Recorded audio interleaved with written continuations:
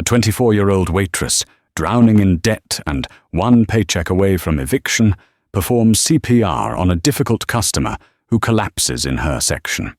Her boss fires her on the spot for violating policy. She goes home, thinking her life is over.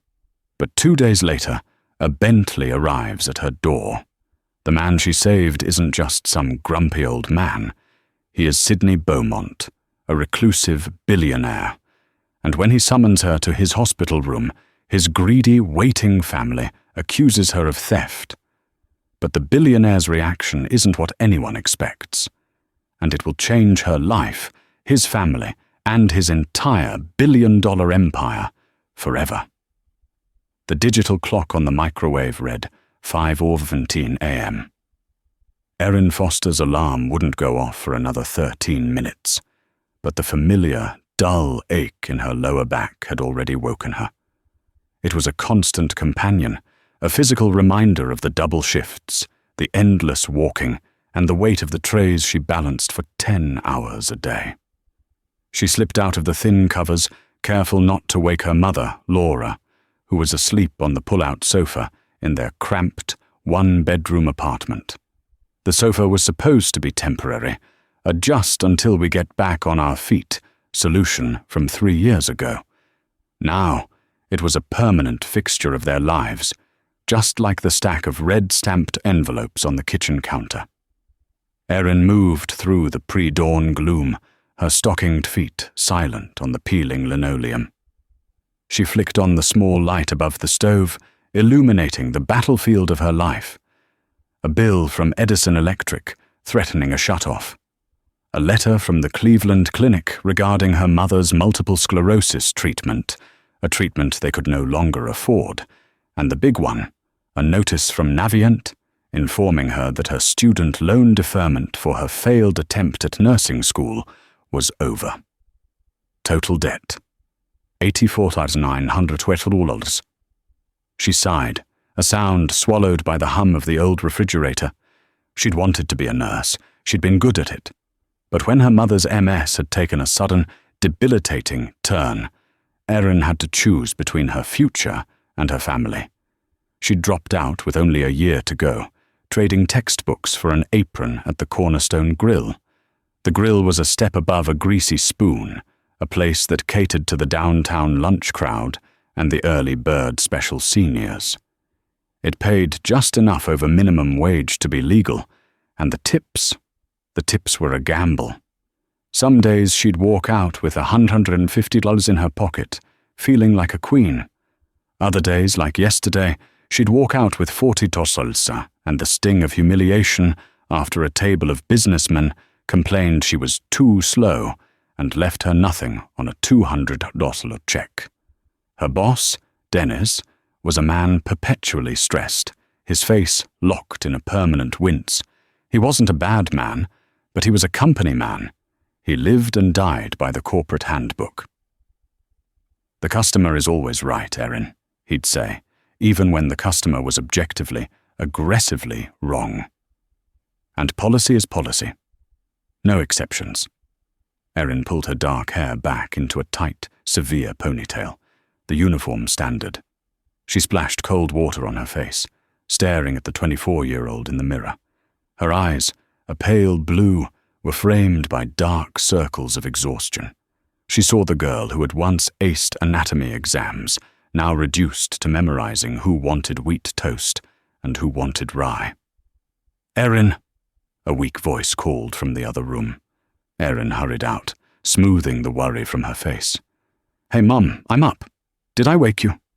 Laura was propped up on her pillows, the morning light revealing the deep fatigue etched into her features. "No, honey, just the usual aches. You have a long one today, don't you?" "A double," Erin confirmed, forcing a brightness she didn't feel. "But that's good. Means good money. I'll make you some oatmeal before I go." "You don't have to." "I want to," Erin said, her voice firm, leaving no room for argument. She made the oatmeal, adding a small handful of frozen blueberries, a luxury she'd splurged on. She helped her mother sit up, placed the tray on her lap, and checked her medication organizer. Everything was in its place. She was a good daughter. She was a good employee. She was, by all accounts, a good person. So why did it feel like she was drowning? "Don't forget your lunch," Laura said, her voice soft. Erin grabbed the small, insulated bag containing a squashed peanut butter and jelly sandwich and an apple. "Got it. I'll be home late, Mum. Probably after midnight. Don't wait up." "Be careful, sweetie. I love you." "I love you too." Erin stepped out of the apartment and into the grey, unforgiving light of the city. She locked the door, the flimsy bolt clicking into place, and began the 2-mile walk to the Cornerstone Grill. She couldn't afford the bus pass this week. As she walked, she rehearsed the script in her head. "Welcome to the Cornerstone. Can I start you off with some coffee?" It was a performance, and the curtain was about to rise. She just didn't know that today the play would end in tragedy, accusations, and a single, life-altering moment that would tear her entire world apart before rebuilding it. The lunch rush was a special kind of hell. It was a frantic, 3-hour symphony of clattering plates, shouting orders, and the incessant ding of the service bell. Erin moved through it like a ghost, her feet aching, a fake smile plastered on her face. She refilled coffees, delivered burgers, and cleared plates with an automated efficiency, her mind miles away, calculating how many tips she needed to keep the lights on. Her section included Booth 12, the one by the window, and in Booth 12 sat her most difficult regular. Mr. Cole. He was an older man, probably in his late 70s, who came in every Tuesday and Thursday like clockwork. He always wore the same outfit, an impeccably tailored but slightly worn tweed jacket, grey trousers, and expensive-looking leather shoes. He was gruff, demanding, and notoriously impossible to please. He'd complain the coffee was burnt, the toast was anemic, and the ambient music was a disgrace to the cochlea. Most servers dreaded him. Erin just treated him with a detached professional patience. "Good afternoon, Mr. Cole," she said, approaching the booth with a pot of fresh coffee. He grunted, not looking up from his copy of the Wall Street Journal. "Is it fresh? The last pot tasted like battery acid." "Freshly brewed," Erin replied, her voice even. "Our usual?" The usual was a black coffee, a bowl of oatmeal with no sugar, and a side of dry wheat toast. "Fine, and don't let the toast sit. I want it hot. Not warm. Hot." "Of course, Mr. Cole." She put in his order and moved on to her other tables, a family of 4 arguing over milkshakes, 2 office workers gossiping loudly, and a young couple staring at their phones, the normal, noisy chaos of the diner. 20 minutes later, she returned with his food. She placed the oatmeal and toast on the table. He immediately picked up the toast, pressed a finger to its center, and scowled. "What did I say, girl? This is lukewarm. It's like bread that's been left in a vaguely warm room." "Take it back." Erin clenched her jaw, biting back the retort that it had come directly from the kitchen. "Right away, Mr. Cole, my apologies." She took the toast back, her boss, Dennis, catching her eye as she passed the kitchen window. He tapped his watch, a silent, hurry up gesture.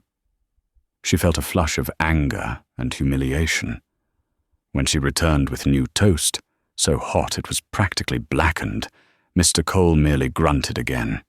She turned to leave, but his voice, suddenly strained, stopped her. "Wait." She turned back. Mr. Cole's face had changed. The grumpy, ruddy complexion was gone, replaced by a ghastly, grey pallor. His hand, which had been reaching for his water glass, was trembling.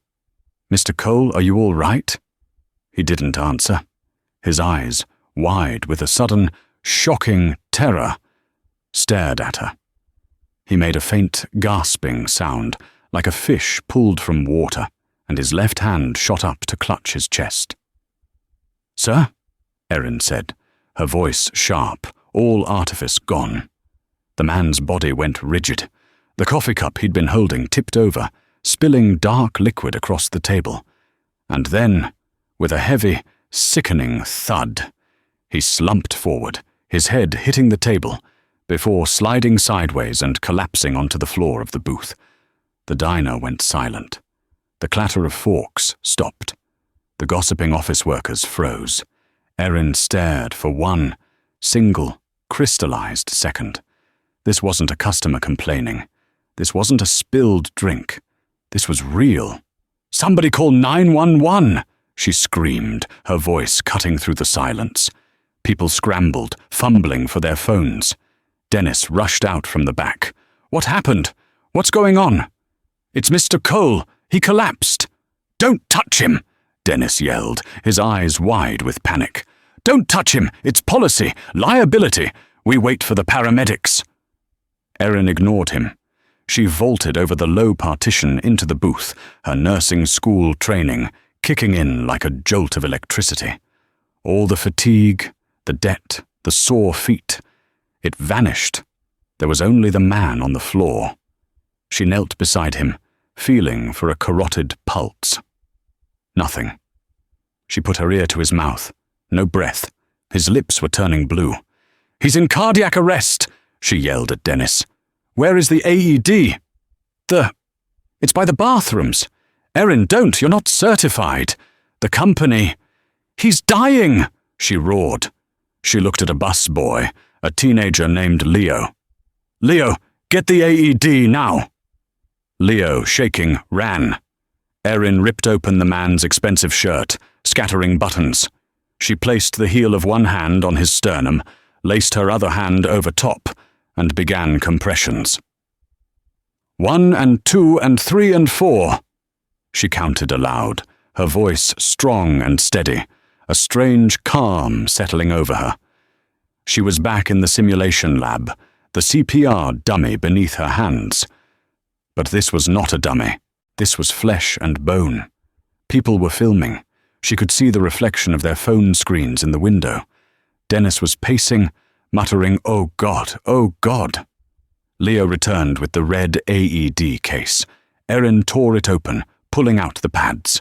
The machine's automated voice began to speak. "Apply pads to patient's bare chest." She placed one pad on his upper right chest, the other on his lower left side. "Plug-in connector." She jammed the cable into the port. "Analyzing heart rhythm. Do not touch the patient." Erin pulled her hands back, her chest heaving. The diner was dead quiet, save for the robotic voice. "Shock advised. Charging. Stand clear. Everybody stand clear," Erin yelled. "Press the orange button now. Deliver shock." Erin pressed the button. Mr. Cole's body arched violently off the floor, a single, terrible spasm. And then he was still again. "Begin chest compressions," Erin immediately resumed, pumping hard and fast. She did it for 2 solid minutes, the sound of her own counting and the automated metronome of the AED filling the room, until the distant wail of sirens grew into a scream just outside the diner. The paramedics burst in, pushing her aside, and took over. "We've got it, miss." Erin stumbled back, collapsing into the opposite booth. Her arms felt like lead. Her knuckles were raw. She was covered in sweat. She watched as they loaded the old man onto a gurney, his face still a deathly grey. As they wheeled him out, one of the paramedics glanced back at her. "You used the AED and started CPR?" Erin nodded, mute. "You saved his life, kid," the paramedic said. "Good job." The ambulance doors slammed shut. The siren wailed and faded. The diner was quiet again, the remaining patrons staring at Erin with a mixture of awe and horror. Erin finally looked at her boss. Dennis was not looking at her with awe. His face was pale, his hands were shaking, and his eyes were full of a cold, administrative fury. "Erin Foster," he said, his voice trembling. "Into my office. Now." The office was a windowless, 10 by 10 foot cubicle in the back, smelling of stale coffee and industrial cleaner. Dennis didn't sit down. He stood behind his metal desk, which was littered with schedules and invoices, and pointed a shaky finger at Erin. "Do you have any idea what you've just done?" he whispered, his voice vibrating with rage. Erin was still catching her breath, the adrenaline starting to curdle into a sick, trembling dread. I saved his life, Dennis. He wasn't breathing." "You are not a doctor," Dennis snapped, his voice rising. "You are not a paramedic. You are a waitress. Your only job is to take orders and deliver food." "He was dying. What was I supposed to do? Just watch?" "Yes," Dennis shouted, slamming his hand on the desk. "You wait for the professionals. That is the policy. It is in the handbook. Page 42, Section 8. In the event of a medical emergency, employees are to call 911 and clear the area. Do not, under any circumstances, make physical contact with the patron." "That's a stupid policy," Erin cried, her own anger surging. "It's inhuman. It's a policy that protects this business from lawsuits," Dennis shot back. "What if you had broken his ribs, Erin? CPR breaks ribs all the time. What if he'd had a do not resuscitate order? What if you had paralyzed him? His family could sue us for millions. They could sue you." The reality of his words hit her like a physical blow. Lawsuit. She couldn't even afford a bus pass, let alone a lawyer. Dennis saw the fear in her eyes and pressed his advantage, his tone shifting from rage to a cold, procedural finality. "You used uncertified medical equipment on a patron. You violated company policy. You exposed this franchise to catastrophic liability. I have to call corporate. They're going to ask me if I handled the situation. And I am going to tell them I did." Erin's stomach dropped. "What? What does that mean?" "It means I have no choice," Dennis said. He wouldn't look her in the eye. He stared at a grease-stained poster on the wall. "Clear out your locker. I'll have your final paycheck mailed to you." It took a moment for the words to register. You're firing me. I'm terminating your employment, effective immediately." "For saving a man's life?" Her voice was a disbelieving squeak. "For violating the explicit written rules of your employment," Dennis said, finally looking at her. His face was a mask of stressed-out self-preservation. "I'm sorry, Erin. I really am. You're a hard worker. But you put me in an impossible position. Go, please, before I change my mind and call the police for assault." The last threat was empty, but it did its job. Erin felt the floor fall away. She was stunned, mute. She had just saved a human being from death, and she was being fired for it. The paramedic's words, "You saved his life, kid," echoed in her ears like a cruel joke. She didn't argue. She didn't cry. Not yet. She was too numb. She turned, walked out of the office, past the silent, staring kitchen staff, and into the locker room. She pulled her threadbare coat from her locker, grabbed her purse and her half-eaten sandwich, and walked out the back door of the Cornerstone Grill for the last time.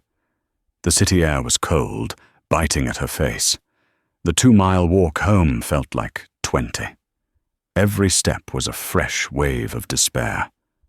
She wasn't a hero. She was an unemployed, indebted, 24-year-old woman with a sick mother who was depending on her. How could she go home and tell Laura? How could she explain that she'd lost her job, their only source of income, because she'd helped someone? The good money she'd promised her mum this morning turned to ash in her mouth. When she got to her apartment, she fumbled with the key, her hands still shaking. She pushed the door open. Laura was on the sofa, watching a game show. "Erin," Laura said, her voice bright with surprise. "You're home early. Did the lunch rush die down?" Erin stood in the doorway, the grey light from the hallway silhouetting her. She couldn't hold it in anymore. She dropped her bag, covered her face with her hands, and the sobs finally came.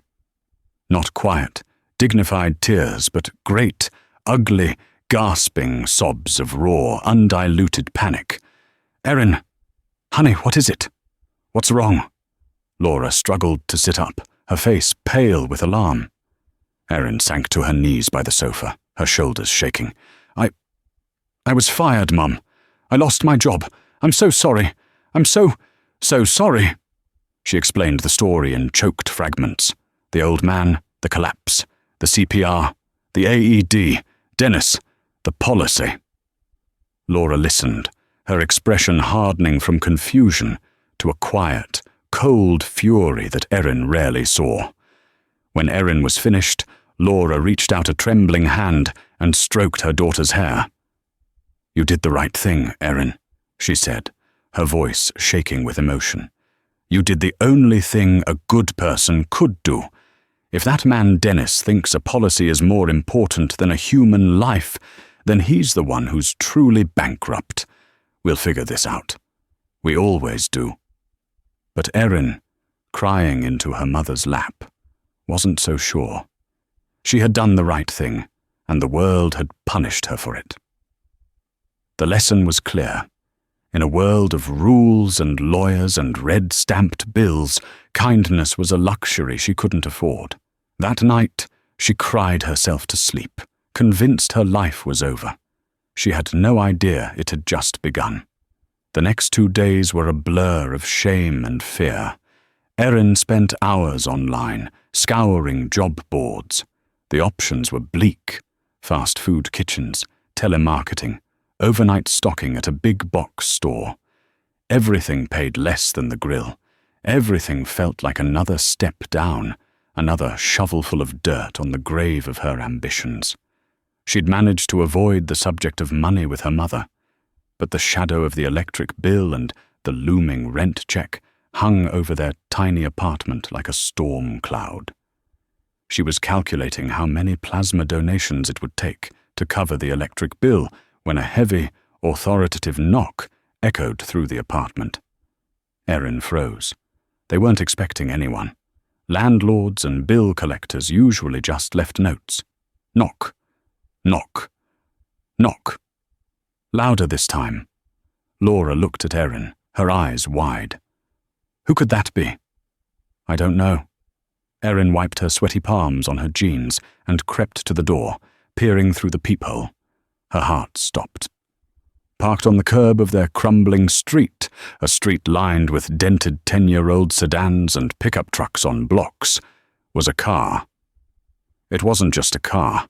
It was a long, impossibly black, gleaming Bentley Mulsanne, a vehicle that looked more alien than an alien spacecraft in this neighborhood. Standing on her welcome mat, which was frayed and worn, was a man in a black suit so perfectly tailored it looked like it was molded from shadows. He was tall, thin, with severe features and wire-rimmed glasses. He held a leather briefcase. He knocked again. Erin took a deep breath, unbolted the 3 locks, and opened the door a crack, leaving the chain on. The man did not smile. He looked down at her, his expression as flat and unreadable as polished granite. "Miss Erin Foster?" he asked. His voice was deep and cultured, with a faint British accent. Yes? My name is Mr. Shaw. I am an associate with the legal firm of Whitman, Price and Associates. I represent Mr. Sidney Beaumont. Erin's blood ran cold. Beaumont. Not Cole. She'd been sued. Dennis was right. This was it. This was the lawsuit that would destroy her. I can't afford, she stammered. Mr. Shaw held up a hand, silencing her. I am not here to serve you papers, Miss Foster, if that is your concern. I am here to deliver a message. He reached into his breast pocket and produced a thick, cream-colored envelope. He slid it through the crack in the door. Mr. Beaumont is currently recovering at the Mount Sinai private ward. He has specifically requested your presence this afternoon. At 3 o'clock, he passed a second item through, a black business card. A car will be waiting for you at this address at 2:30. Please be prompt." Erin just stared at the envelope. He's alive? He's okay?" A flicker of something. Was it surprise? Irritation? Crossed Mr. Shaw's face. "Mr. Beaumont is alive. Thanks in no small part to your intervention. He wishes to speak with you. But I lost my job for that. They fired me." "We are aware of the circumstances of your termination," Mr. Shaw said, his voice clipped. "Mr. Beaumont finds the situation regrettable." He looked at his watch, a very thin, very expensive-looking timepiece. 2:30, Miss Foster. Do not be late." He turned on his heel, walked back to the Bentley, and got in the back seat. The car pulled away from the curb with a silent, powerful hum, leaving Erin standing in her open doorway, clutching a single, heavy-stock envelope. She closed the door, her hands shaking so hard she could barely bolt the locks. "What is it, Erin? Who was that?" Laura called out. Erin walked into the living room, her face pale. "It was a lawyer, for the man from the diner. His name is Sidney Beaumont." She opened the envelope. Inside was not a legal threat, but a simple, embossed card. "Miss Foster, your presence is required. 3 Mars p.m. Mount Sinai Private Ward, Penthouse Suite." "CB. Mount Sinai," Laura breathed. "Erin, that's the most expensive hospital in the state, the one for celebrities and politicians."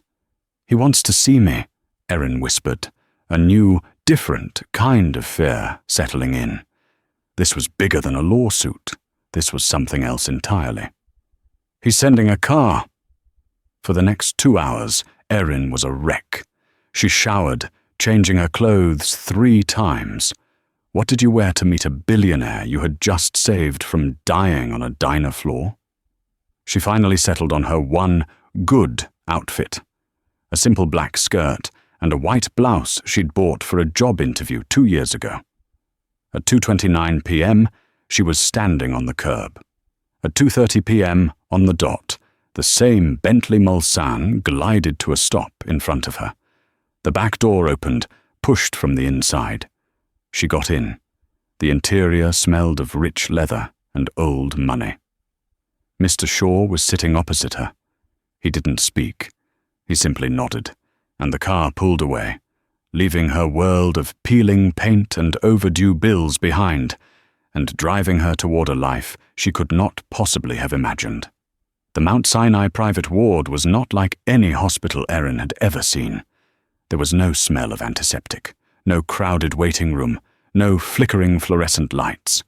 The lobby looked like a 5-star hotel, with marble floors, plush velvet furniture, and original oil paintings on the walls. A concierge in a tuxedo greeted Mr. Shaw by name and ushered them into a private, wood-paneled elevator. "Mr. Beaumont is in the Penthouse Sky Suite," Shaw said, pressing the button labeled PH. "He is still very weak, but he is insistent. A word of warning, Miss Foster. His family is with him. They are difficult." This did nothing to calm Erin's nerves. His family? His son, Gregory, and his daughter, Helen. The elevator doors opened with a soft ding. They stepped into a private foyer.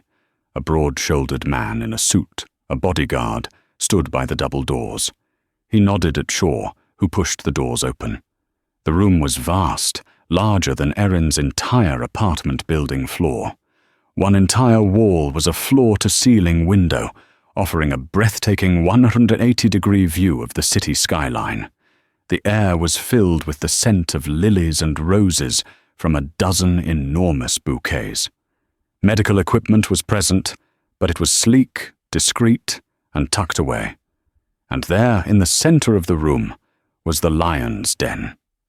In a state-of-the-art hospital bed, propped up on a mountain of pillows, was Mr. Cole. He looked smaller now, frail, his skin the color of old parchment. An IV line snaked into his arm, but his eyes were the same.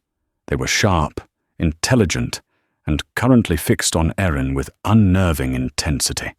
Standing at the foot of his bed were two people who looked like they'd stepped out of a magazine. The man, Gregory Beaumont, was in his late 40s, with silvering hair, a crisp blue suit, and a face that was handsome but spoiled, like a Roman statue left out in the rain. The woman, Helen, was younger, with severe dark hair pulled back in a tight chignon. She wore a Chanel suit and an expression of profound, icy boredom. When Erin walked in, both of them turned. Their eyes raked over her, from her cheap shoes to her second-hand blouse. Helen's lip curled in a tiny, almost imperceptible sneer. "This is her?" Gregory said, his voice a rich, dismissive baritone. "This is the waitress?" "Miss Erin Foster, sir," Shaw announced, and then retreated, closing the doors behind him, leaving Erin alone with them. "So," Gregory said, stepping toward her. He was all false smiles and predatory charm. The little Samaritan, the heroine of the diner. "We were so worried. My father's collapse was a terrible shock. I'm glad to see you're doing better, sir," Erin stammered, directing her words to the old man in the bed. Sidney Beaumont just watched. He didn't speak. Helen spoke for the first time, her voice like cracking ice. "My father is alive, no thanks to your theatrics. The doctors said the CPR was overly aggressive. You cracked 2 of his ribs. We could have you sued for battery." Erin recoiled. "He wasn't breathing. His heart had stopped. The ribs, that's normal with CPR. You are not a medical professional," Gregory cut in, circling her like a shark. "You were a minimum-wage food server, which brings us to the unpleasant part." He stopped in front of her. "You see, Miss Foster, when my father was incapacitated, he was wearing a very valuable item, a watch, a 1953 Patek Philippe, reference 2499. It's a family heirloom, worth more than the building you live in." He paused, letting the silence stretch. And when the paramedics brought him in, it was gone. Erin's blood turned to ice. She looked from Gregory's accusing face to Helen's cold stare, and then to the old man, who was still just watching. What are you saying?" "We're saying," Helen said, stepping forward, "that a poor little girl from the slums sees a rich man collapse. She shoves everyone aside, rips his shirt open, and what else? Her hands are all over him. A perfect opportunity." "No!" Erin gasped, horrified. "I would never. I was doing CPR. I was saving his life." "Or so you say," Gregory sneered. "It's a very convenient story. Hero waitress saves billionaire, but the watch is gone, and you're the only one who touched him. The only one." This was a nightmare. This was why Dennis had fired her. She was being framed. "I didn't steal anything." Erin's voice shook, but she met his gaze. "I didn't take any watch. I don't even know what a Patek, whatever, is." "Oh, please," Gregory scoffed. "We're not idiots. We know how your kind operates. But today is your lucky day. We are prepared to be generous." He walked to a side table and picked up a checkbook. "We are willing to let this matter go. We won't press charges. We'll even reward you for your trouble. Let's say $10,000? For your silence, and for the safe return of the watch. No questions asked."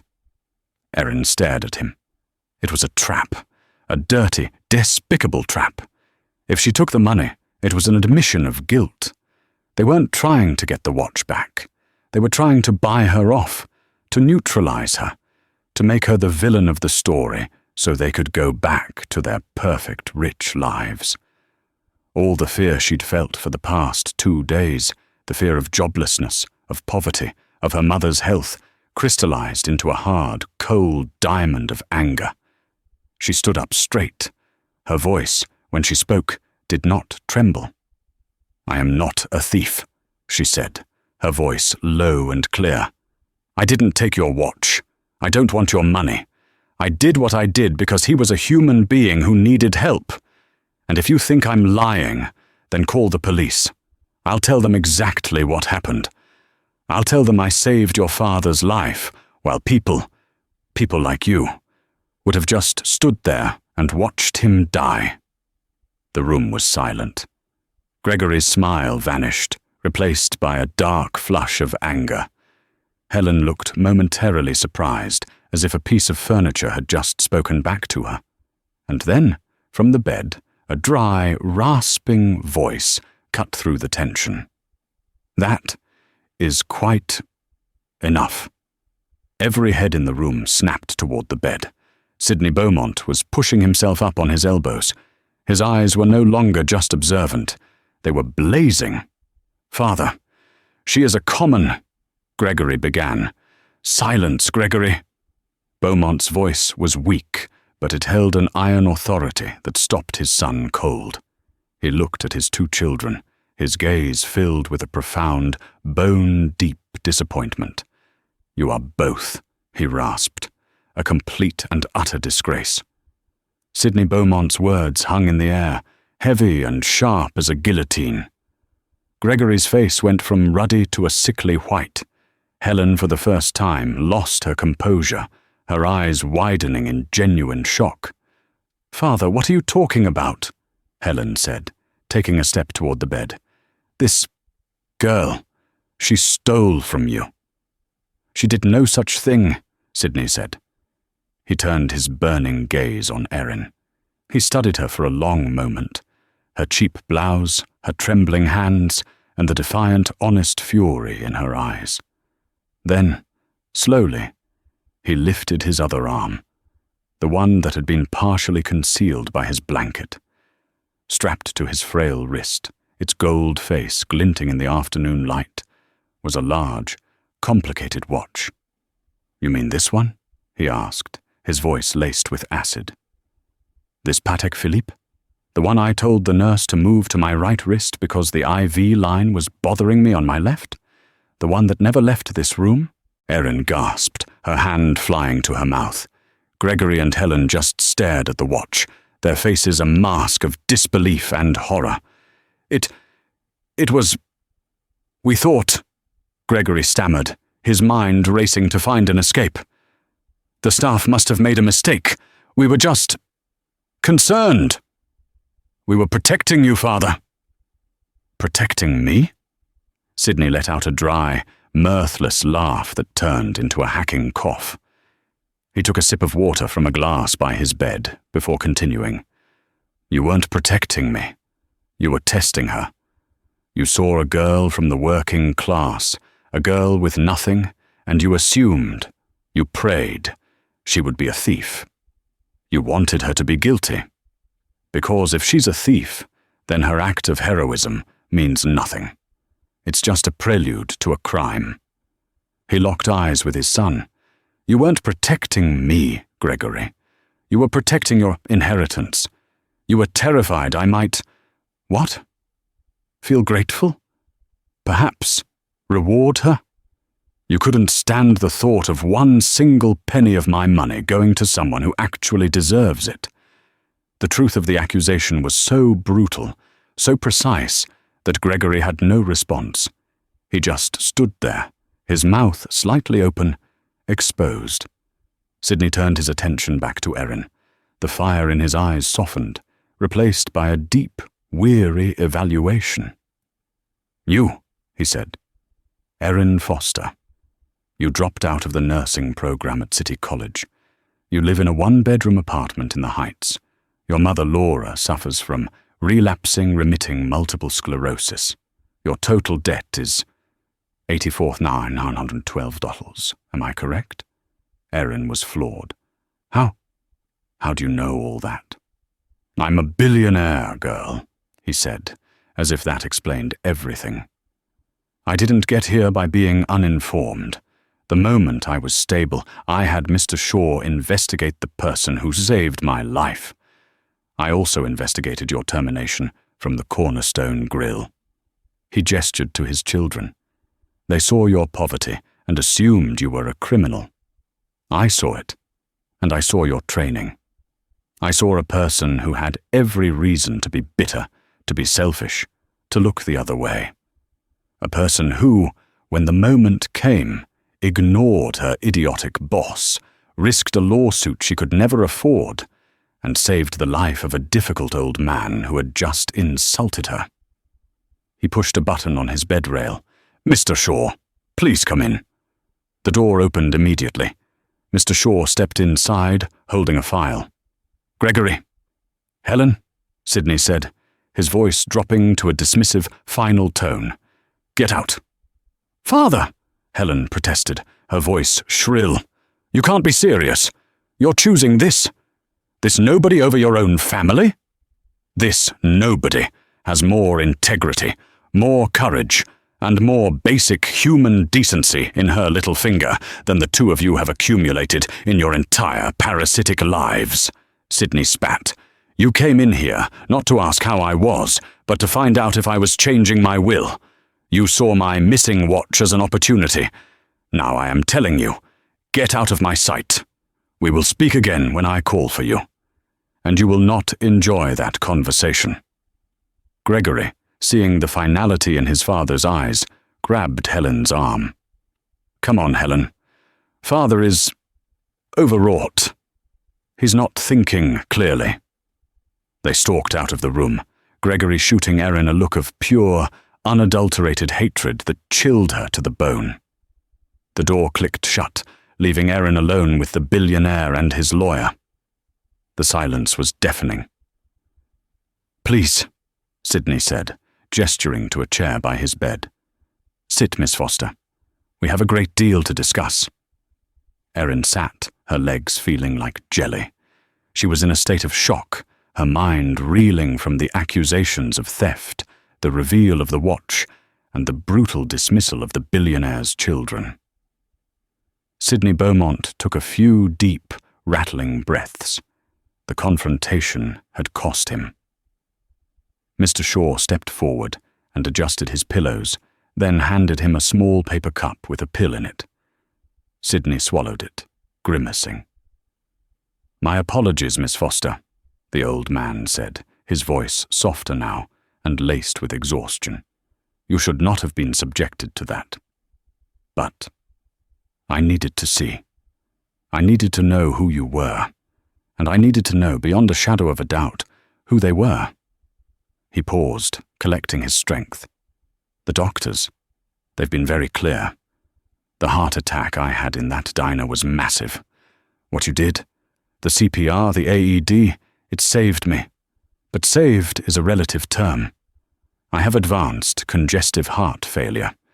You didn't buy me decades, Miss Foster. You bought me, perhaps a year.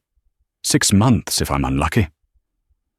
Erin's heart ached for him, this powerful, lonely man. "Mr. Beaumont, I'm so sorry." "Don't be," he cut her off, waving a frail hand. "Death comes for us all. I am not afraid of dying. I am afraid of my legacy dying. I've spent 50 years building Beaumont Holdings, but that's just bricks and steel. My real life's work, the work my children despise, is the Beaumont Charitable Foundation." He looked past Erin, out the window at the city he had helped build. "The foundation funds medical research, shelters for the homeless, arts programs for underprivileged children. It has an endowment of over $2 billion. My children, Gregory and Helen, they see it as a waste. They have been waiting for me to die so they can dissolve the board, absorb the endowment back into the family trust, and spend it on more yachts, I suppose." He turned his intense gaze back to Erin. "I am a man running out of time. My children are vultures. My board of directors is old and complacent. I have been looking for someone with integrity, with empathy, with a spine. Someone who understands the value of a dollar Because they've never had one. Someone who runs toward a problem, not away from it. I've been looking, and then you came along. Mr. Shaw stepped forward and opened his file. Mr. Beaumont, Shaw said, this is highly irregular. I must advise— You have advised, Shaw. Now be quiet, Sidney snapped. He looked at Erin. This is not charity, Miss Foster. This is a business proposition. I have a problem, and I believe you are the solution. He took a breath. Here is my offer. First, I am going to make your personal problems disappear. Mr. Shaw has, as of an hour ago, paid off your entire student loan debt. He has also paid off your mother's outstanding medical bills, and he has arranged for her to be transferred by private medical transport to the Cleveland Clinic in Ohio, where she will be treated by the top MS specialists in the world, all expenses paid, for as long as she needs. Erin's world tilted. She couldn't breathe. Her mind couldn't process the words. I can't. That's the 84 from 2009-112. The endless bills, her mother's care, all of it. Gone. Just like that. Tears welled in her eyes, blurring the old man's face. Do not cry, he commanded, though his voice was not unkind. This is the easy part. This is just money. The second part of the offer is the difficult one. He leaned forward, his eyes boring into hers. I am offering you a job, effective immediately. I am creating a new position for you at the Beaumont Foundation. You will be my personal apprentice. I am going to teach you everything. How to read a balance sheet, how to manage an endowment, how to spot a fraudulent charity, how to navigate a boardroom. You will have a salary of $200,000 a year and a corporate apartment near this hospital. Erin was speechless, from fired waitress to this. It was insane. But why? She finally whispered. I don't know anything about any of that. I'm just a waitress. You were a waitress, Sidney corrected her, but you were a nursing student. You're intelligent. You're a fast learner. And most importantly, you have what my children and 99% of the people I know lack: character. I can teach you finance. I cannot teach someone to be brave. I cannot teach them to be good. He sank back into the pillows. My time is short, Erin. I will train you. I will groom you. And when I am gone, I am going to use my controlling interest to give you a permanent voting seat on the board of directors of the foundation. You will be my failsafe. You will be the guardian of my legacy. You will be the one who ensures my money goes to help people, not to buy more shoes for Helen. The scale of it was terrifying. The responsibility was crushing. He wasn't just giving her a job, he was giving her a purpose that was bigger than she could possibly comprehend. Your children, Erin said, her voice shaking. They will fight this. They hate me. Yes, they will, Sidney said, a grim smile touching his lips. They will fight you with everything they have. They will drag your name through the mud. They will try to break you. It will be the hardest thing you have ever done. He held her gaze. This is your choice, Erin. You can take the first part of the offer, the debts paid, your mother's care, and you can walk away. No one would blame you. Go, live your life free of worry. Or you can take the second part. You can accept the job. You can step into the lion's den with me. And you can help me do one last good thing in this world. Erin looked at her hands, the ones that were raw from CPR, the ones that were calloused from carrying trays. She thought of her mother, and the relief of knowing she would finally get the care she deserved. She thought of Gregory and Helen, and their cold, cruel arrogance. And then she thought of herself, the girl who had given up her dreams to care for her family, the woman who had been fired for an act of kindness. Sydney Beaumont was offering her a cheque, but he was also offering her a sword. Erin Foster looked up. The fear was gone. Her tears were dry. Her spine, which had been bent under the weight of her life, was now straight. When do I start? The next 6 months were a trial by fire. Erin's life changed so fast, it was barely recognizable. She moved into a sleek, modern apartment 2 blocks from Mount Sinai. Her mother, Laura, called her from the Cleveland Clinic, her voice stronger and happier than Erin had heard it in years. But Erin's new life was not one of leisure. Sydney Beaumont was a demanding, ruthless, and brilliant teacher.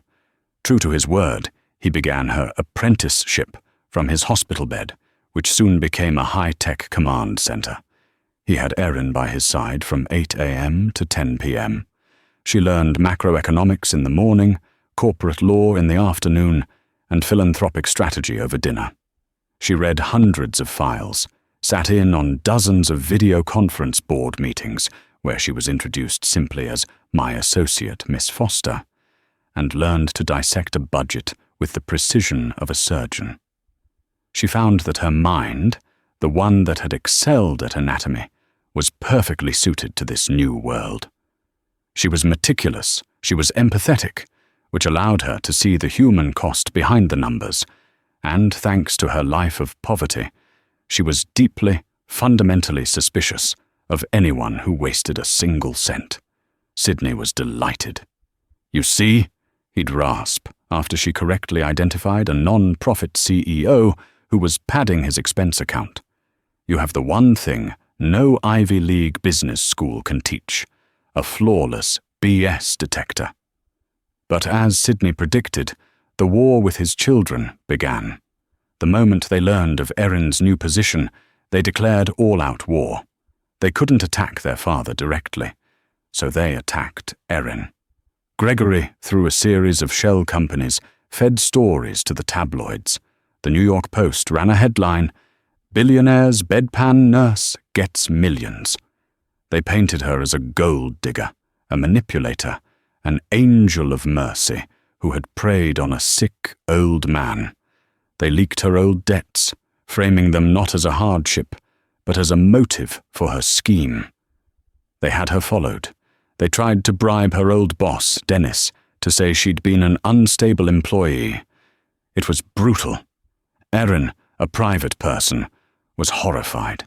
She would read the articles and feel sick, but Sydney had prepared her. "They are doing this because they are weak," he told her, his voice growing thinner by the day. "They are loud because they have no other weapon. You are quiet, but you have me. You have the truth, and you have the proxies. Never forget the proxies."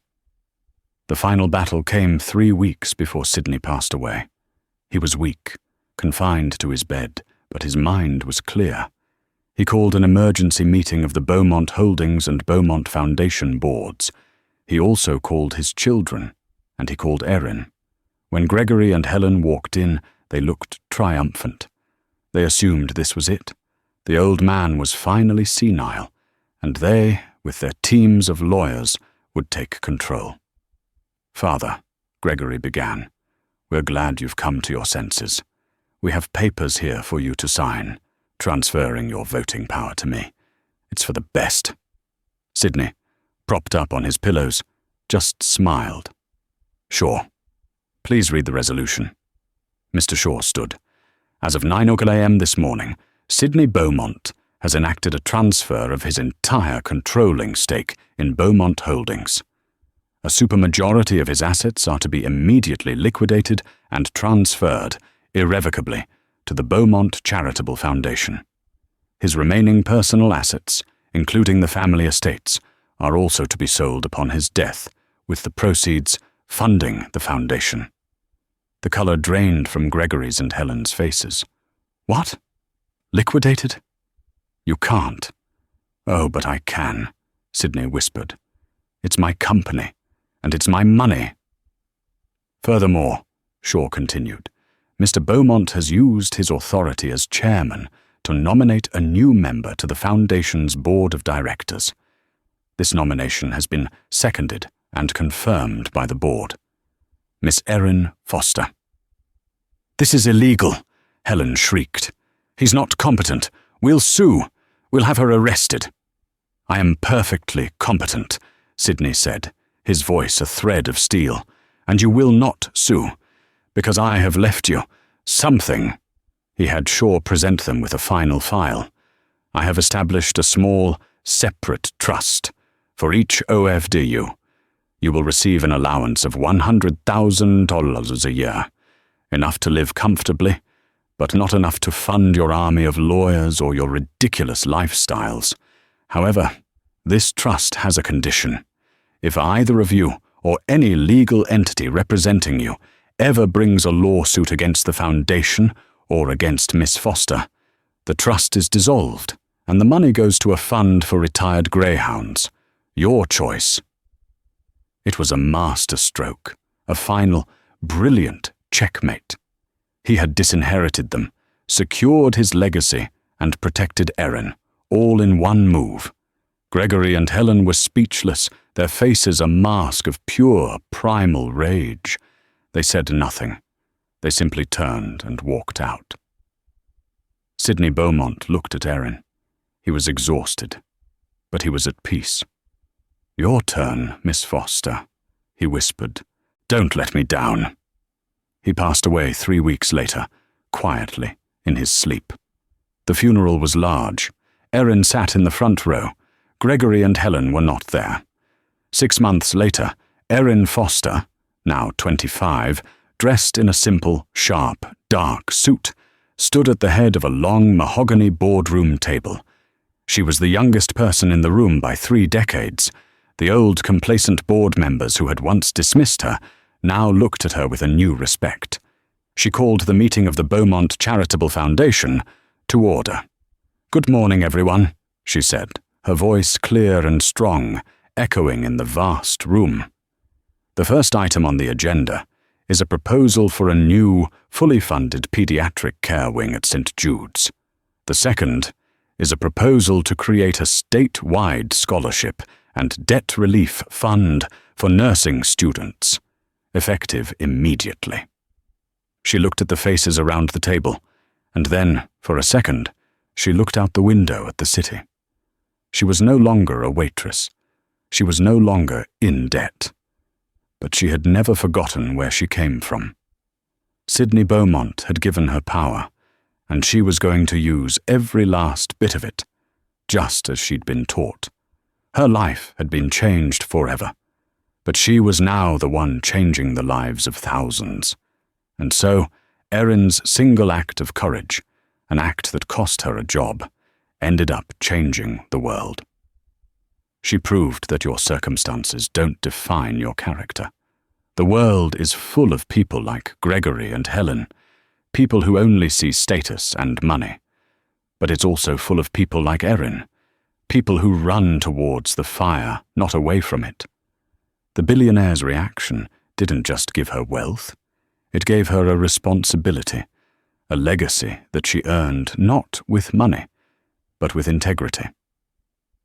What do you think of Sidney's final decision?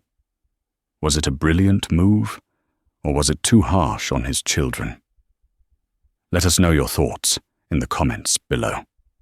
We read every single one. If you were moved by Erin's story, please hit that like button. Share this video with someone who needs to see it. And most importantly, subscribe to our channel for more real-life stories that will inspire you. Thank you for watching.